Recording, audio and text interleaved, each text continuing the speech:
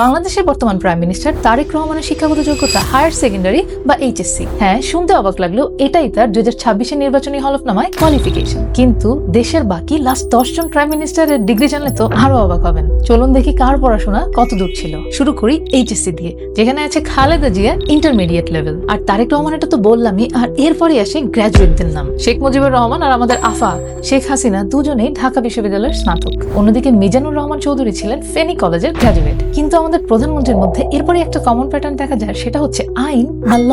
বাংলাদেশের প্রথম প্রধানমন্ত্রী তাজউদ্দিন আহমেদ থেকে শুরু করে আজিজুর রহমান এবং আতাউর রহমান, তারা তিনজনই ছিলেন আইনের ছাত্র। আর মওদুদ আহমেদ তো এক ধাপ এগিয়ে ইউকে থেকে করে এসেছেন বারেট ল। সো এখন প্রশ্ন, মাস্টার্স করেছিলেন কারা? কাজী জাফর আহমেদ হিস্ট্রিতে এমএ আর ক্যাপ্টেন এম মনসুর আলী ইকোনমিক্সে। কিন্তু আপনি জানলে অবাক হবেন যে আমাদের কনস্টিটিউশনে প্রাইম মিনিস্টার হওয়ার শিক্ষাগত যোগ্যতার কোনো ন্যূনতম কোয়ালিফিকেশন বা রিকোয়ারমেন্ট নেই। অর্থাৎ আপনি এসএসসি কমপ্লিট করুন বা ডক্টরেট, আইনত কোনো বাধা নেই। কিন্তু আপনাদের কাছে আমার একটা কোয়েশ্চেন আছে, সেটা হচ্ছে প্রাইম মিনিস্টার হওয়ার জন্য কি আসলে কোনো শিক্ষাগত যোগ্যতা লাগে, নাকি লিডারশিপ আর দেশপ্রেমী আসল যোগ্যতা?